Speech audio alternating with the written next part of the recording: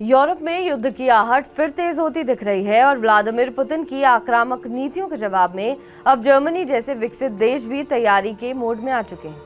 रूस यूक्रेन युद्ध के चलते बढ़ती सुरक्षा चिंताओं के बीच स्कूलों से लेकर घरों तक आम नागरिकों को संभावित युद्ध से निपटने के लिए तैयार किया जा रहा है, वो भी 10-10 साल के बच्चों को स्कूल में आपातकालीन हालत से निपटने की ट्रेनिंग देने की योजना बन रही है, जबकि आम जनता का राशन और जरूरी सामान के स्टॉक रखने की सलाह दी जा रही है। एक्सपर्ट्स का कहना है कि ये सब सिर्फ एक आशंका पर नहीं बल्कि एक वास्तविक परिदृश्य के आकलन पर आधारित है। जर्मन अखबार हेडल्ब्लाट की रिपोर्ट के अनुसार देश के गृह मंत्रालय ने नागरिक सुरक्षा को लेकर नई रणनीति पर काम शुरू कर दिया है। मंत्रालय के एक प्रवक्ता ने बताया कि हालिया वैश्विक सुरक्षा हालातों को देखते हुए नागरिक तैयारियों में स्कूल शिक्षा को भी शामिल किया जाना जरूरी है। इसके तहत बच्चों को संकट प्रबंधन, आपदा से सुरक्षित रहने के उपाय और मूलभूत जीवन रक्षक कौशल सिखाने की योजना है।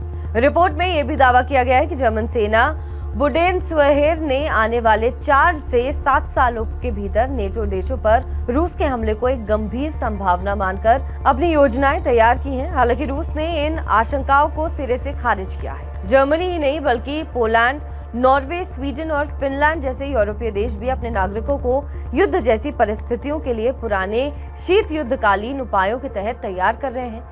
यूरोपीय आयोग ने हाल ही में नागरिकों से अपील की है कि वो कम से कम 3 दिनों तक खुद को संभालने लायक आवश्यक वस्तुएं जैसे सूखा राशन, पानी, बैटरियां आदि अपने घरों में स्टोर करके रखें। इस बीच रूस ने सोमवार को कहा है कि वो यूक्रेन युद्ध को लेकर पूर्ण युद्ध विराम पर बातचीत को तैयार है, लेकिन इसके लिए कीव को उसकी शर्तें माननी होगी। कुछ दिन पहले ट्रंप और पुतिन की फोन पर बातचीत के बाद रूस और यूक्रेन के बीच ऊर्जा ढांचे पर हमलों को लेकर 30 दिन के विराम पर सहमति बनी थी। हालांकि अब रूस यूक्रेन पर इस समझौते के उल्लंघन का आरोप लग रहा है। बहरहाल इस खबर पर आपका क्या कुछ कहना है, हमें कमेंट करके जरूर बताएं।